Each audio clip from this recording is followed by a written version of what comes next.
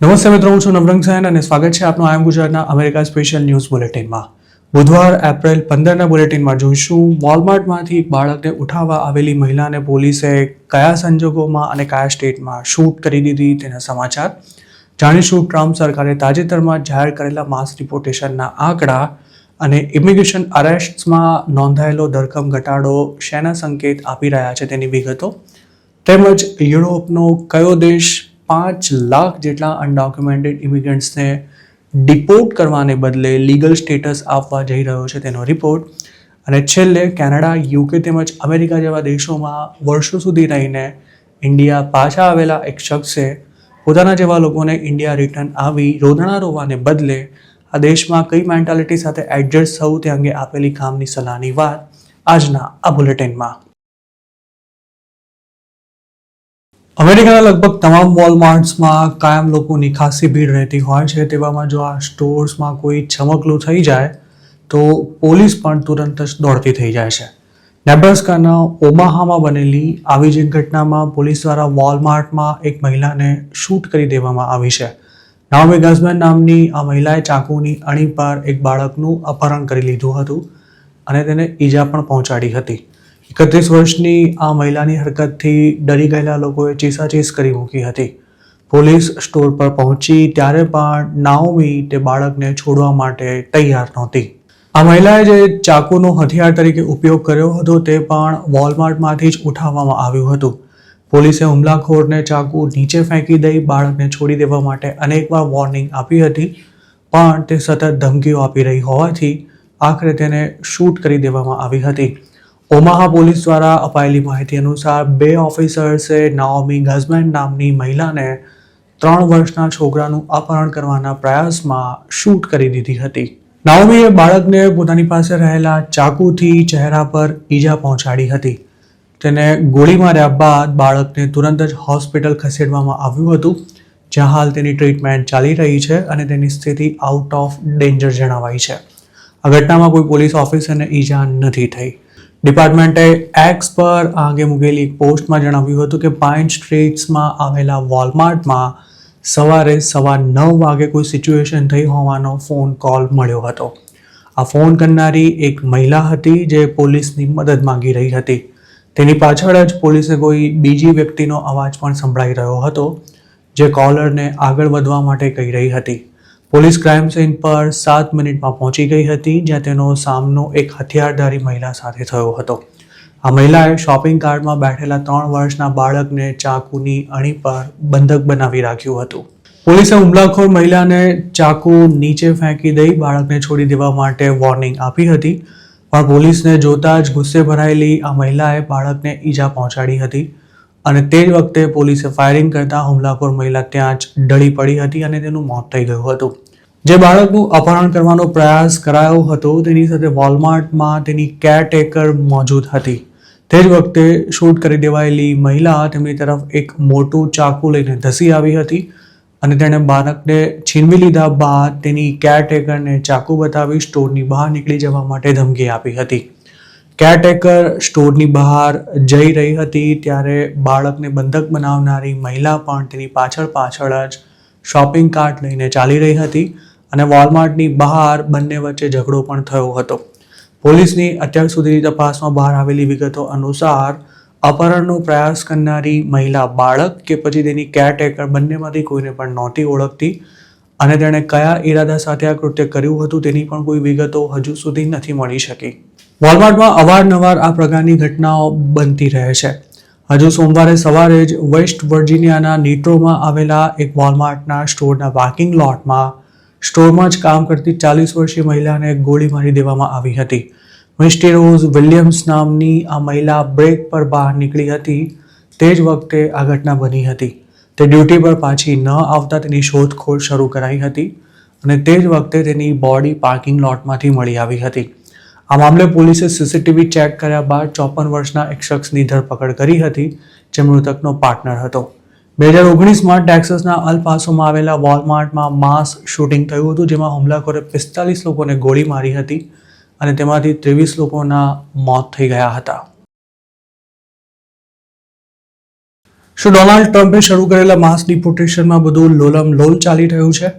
અમેરિકાની સરકાર ભલે આ કાર્યવાહીને ખૂબ જ આક્રમક સ્વરૂપ આપી રહી હોય તેમજ ઇલીગલ ઇમિગ્રન્ટ્સમાં ડર ફેલાવવા માટે અનેક પ્રકારના સ્ટન્ટ પણ કરાઈ રહ્યા હોય, પણ હાલમાં જ રિલીઝ કરવામાં આવેલા આંકડા કંઈક અલગ જ ચિત્ર બતાવી રહ્યા છે.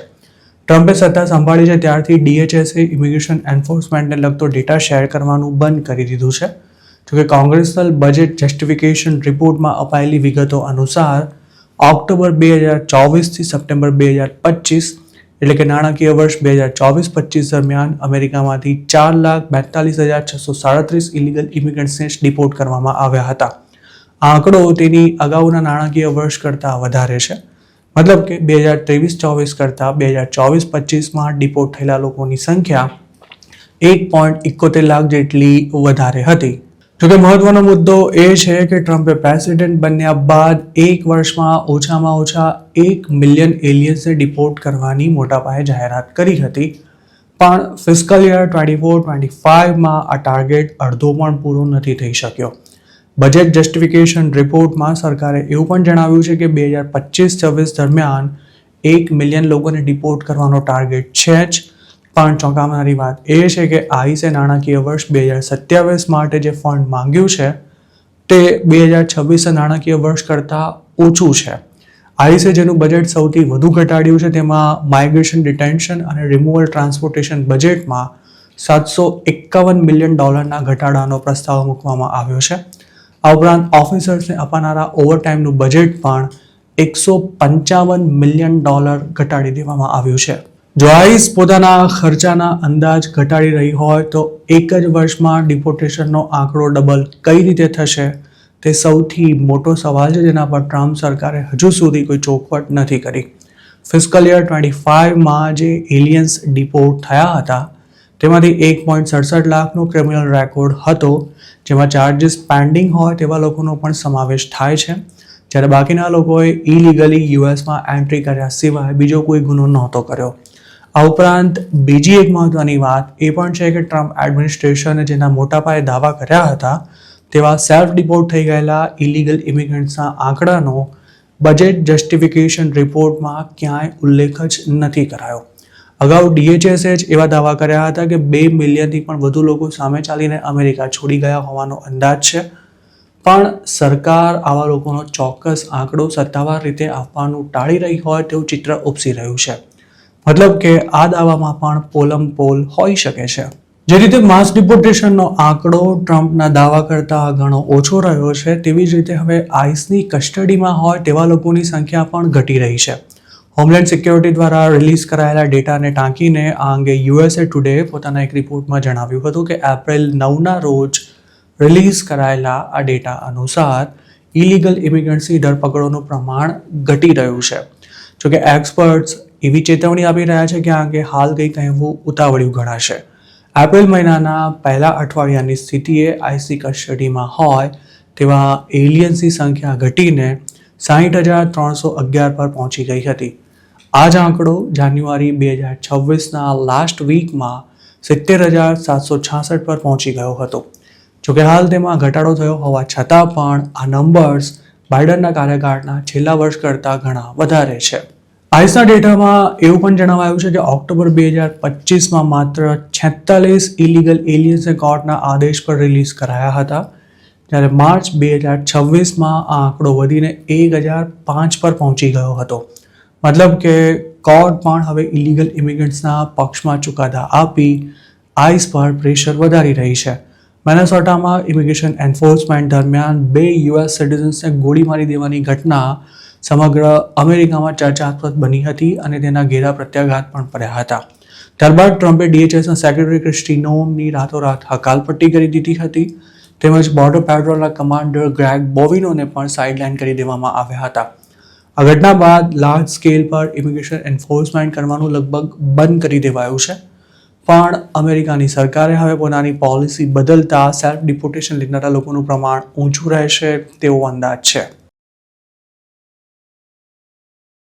શું આપ કલ્પના પણ કરી શકો કે એક દેશ પોતાની ધરતી પર રહેતા 5 લાખ ઇલીગલ ઇમિગ્રન્ટ્સને લીગલ સ્ટેટસ આપવા જઈ રહ્યો છે? એક તરફ અમેરિકા, કેનેડા અને હવે યુકે પણ પોતાની ઇમિગ્રેશન પોલિસી સખ્ત બનાવવાની સાથે માસ ડિપોર્ટેશન પર જોર આપી રહ્યા છે. તેવામાં યુરોપના એક દેશે 5 લાખ ઇલીગલ ઇમિગ્રન્ટ્સને લીગલ સ્ટેટસ આપવાના પ્લાનને આખરી મંજૂરી આપી દીધી છે. આ મહત્વનો નિર્ણય લેનારો દેશ છે સ્પેન, જેના પ્રાઇમ મિનિસ્ટર પેડ્રો સાન્ચેઝનું કહેવું છે કે સરકારનો આ નિર્ણય એક્ટ ઓફ જસ્ટિસ હોવાની સાથે સાથે સ્પેનની જરૂરિયાત પૂરી કરનારો પણ છે. તેમણે સોશિયલ મીડિયા પર એક લેટર પોસ્ટ કર્યો હતો, જેમાં જણાવાયું હતું કે આ તમામ 5 લાખ અનડોક્યુમેન્ટેડ ઇમિગ્રન્ટ્સ સ્પેનના લોકોની રોજબરોજની જિંદગીમાં ભળી ગયા છે અને તેમને લીગલ સ્ટેટસ આપવાથી તેઓ ફોર્મલી દેશની વર્કફોર્સમાં પણ જોડાઈ શકશે. જોકે વિરોધ પક્ષે સરકારના આ નિર્ણયની જોરદાર ટીકા કરતા આ અંગેના ખરડાને પસાર ન થવા દેવાની જાહેરાત કરી છે. તેમજ એવું પણ જણાવ્યું છે કે તેના કારણે વધુ ઇલીગલ ઇમિગ્રન્ટ્સને સ્પેન આવવા માટે પ્રોત્સાહન મળશે. સ્પેન ગવર્મેન્ટના પ્લાન અનુસાર દેશમાં છેલ્લા 5 મહિના કે તેનાથી વધુ સમયથી રહેતા હોય તેમજ ક્રિમિનલ રેકોર્ડ ન હોય તેવા તમામ અનડોક્યુમેન્ટેડ ઇમિગ્રન્ટ્સને 1 વર્ષની રિન્યુએબલ રેસિડેન્સી પરમિટ માટે અપ્લાય કરવાની છૂટ અપાઈ છે. તેના માટે એપ્રિલ 16 થી જૂનના અંત સુધીમાં અપ્લાય કરી શકાશે. સ્પેનના વડાપ્રધાનની એવી દલીલ છે કે માઇગ્રન્ટ્સે જ સ્પેનને સંપન્ન, ખુલ્લો તેમજ વૈવિધ્યસભર દેશ બનાવવામાં મદદ કરી છે. તેમનું એવું પણ કહેવું છે કે દેશના આર્થિક વિકાસને જાળવી રાખવા માટે તેમજ પબ્લિક સર્વિસને વધુ સક્ષમ બનાવવા માઇગ્રન્ટ્સ જરૂરી છે, કારણ કે સ્પેનની જનતા હવે વૃદ્ધ થઈ રહી છે.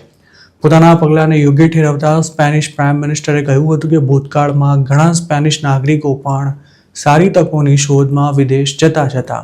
એક અંદાજ અનુસાર સ્પેનમાં રહેતા ઇલીગલ ઇમિગ્રન્ટ્સની સંખ્યા 8.40 લાખ જેટલી થાય છે અને તેમાંના મોટાભાગના લેટિન અમેરિકન દેશોમાંથી આવેલા છે.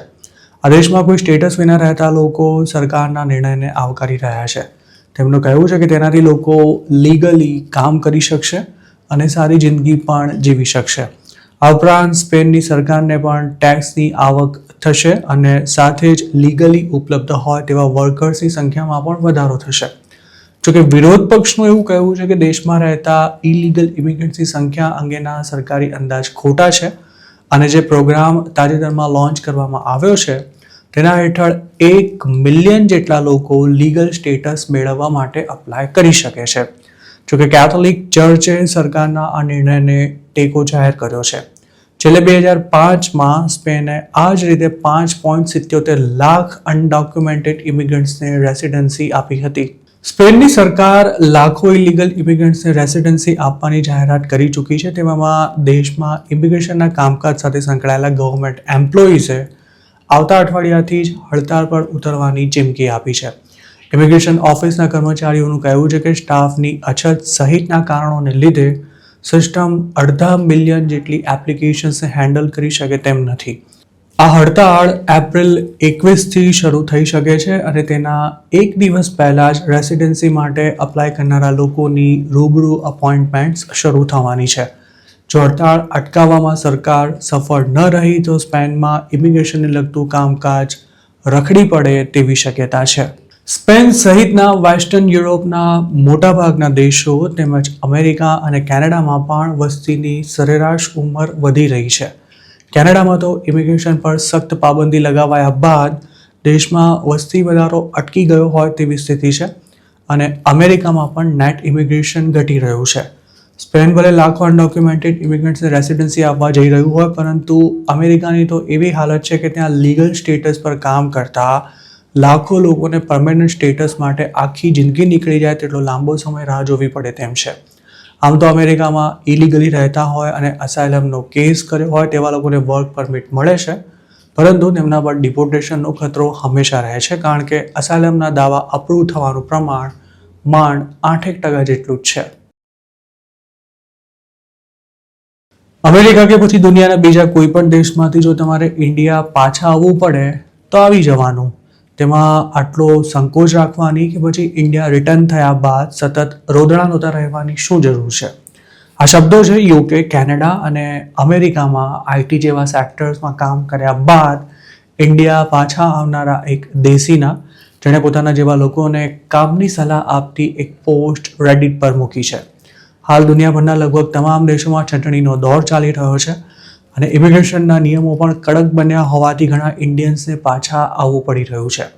જોકે વર્ષો સુધી બહાર રહ્યા બાદ ઇન્ડિયા પાછા આવતા મોટાભાગના એનઆરઆઈઝ માટે પોતાના જ દેશમાં એડજસ્ટ થવું ખૂબ જ મુશ્કેલ થઈ જાય છે. તેમને પોપ્યુલેશનથી લઈને પોલ્યુશન અને ફૂડથી લઈને પોલિટિક્સ એમ બધાથી ફરિયાદો હોય છે. ઘણા તો ઇન્ડિયામાં સેટ ન થઈ શકતા ફરી કોઈ બીજા દેશમાં જવા માટે પ્રયાસ કરતા હોય છે.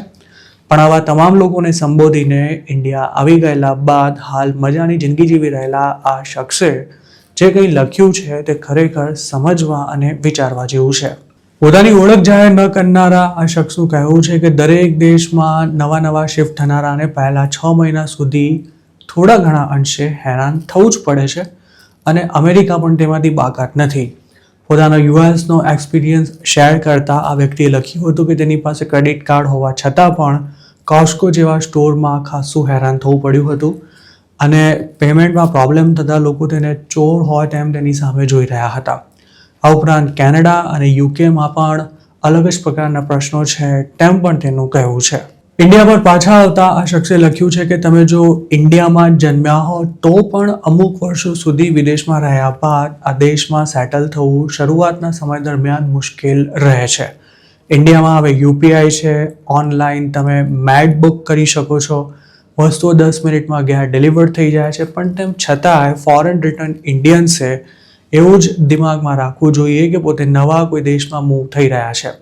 ઇન્ડિયામાં રહેતા ઘણા ફોરેન રિટર્ન દેશીઓને અમુક વસ્તુઓ ક્રેઝી લાગે છે, પણ આવા લોકોએ સમજવું જોઈએ કે દરેક દેશ અમુક બાબતોમાં બીજાની સરખામણીએ સ્ટુપિડ હોય જ છે.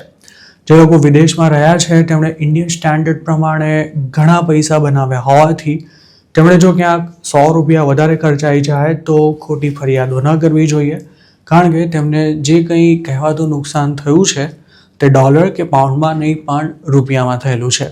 ઇન્ડિયા પાછા આવ્યા બાદ લોકો આવકને ડોલર સાથે સરખાવતા હોય છે, જ્યારે ખર્ચાને રૂપિયામાં જ ગણીને 100 રૂપિયાની વસ્તુ $100 હોય તેવું વર્તન કરે છે. જો આમ જ ડોલરને રૂપિયામાં કન્વર્ટ કરી બધી ગણતરી કરતા રહેશો તો તમારું બ્લડ પ્રેશર ડાઉન થઈ જશે. જેથી આમ કરવાનું છોડી દેજો તેવું પણ આ પોસ્ટ લખનારાએ જણાવ્યું છે. આ પોસ્ટ લખનારાનું એમ પણ માનવું છે કે ઇન્ડિયા આવેલા લોકોએ ફોરેન રિટર્ન દેશી જેવું વર્તન ન કરવું જોઈએ. તેમને હંમેશા એવું લાગતું હોય છે કે ઇન્ડિયામાં લોકોમાં ટેલેન્ટ નથી, સેન્સ નથી, તેમજ જોખમ ઉઠાવવાની તાકાત નથી, એટલે જ તેઓ બીજા કોઈ દેશમાં નથી જઈ શક્યા. જોકે હકીકત એ છે કે જે ઇન્ડિયન્સ વિદેશ નથી જઈ શક્યા કે નથી જવા માંગતા તેની પાછળના કારણો પણ અલગ અલગ હોય છે. તેમાંના મોટાભાગના એવી જોબ્સ કે પછી બિઝનેસીસ સાથે સંકળાયેલા હોય છે કે જેમાં વિદેશ જવાની કોઈ ખાસ જરૂર નથી રહેતી.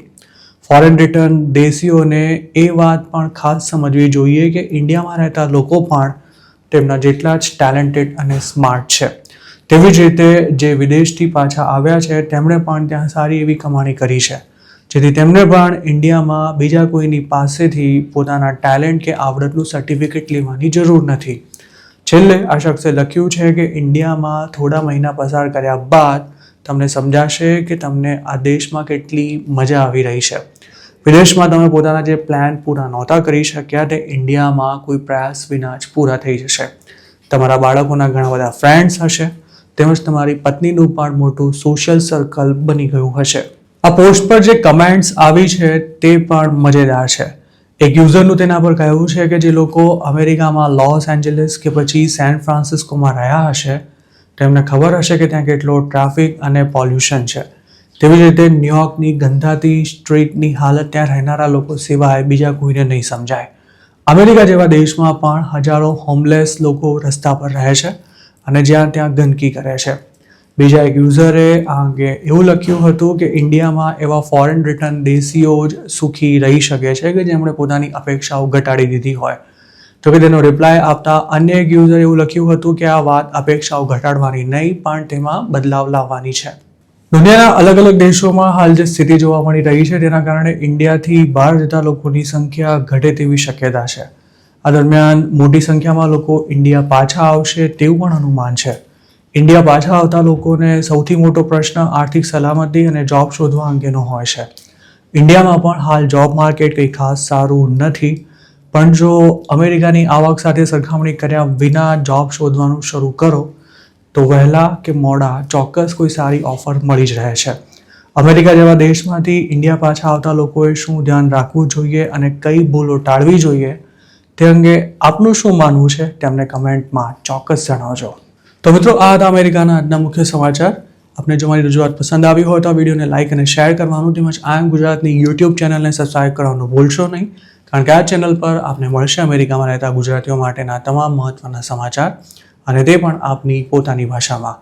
આપ જો મારી સાથે કોઈ ટિપ શેર કરવા માંગતા હો તો હાલ સ્ક્રીન પર દેખાઈ રહેલા વોટ્સએપ નંબર પર પણ અમારો સંપર્ક કરી શકો છો. આપની ઓળખ ગુપ્ત રાખવામાં આવશે.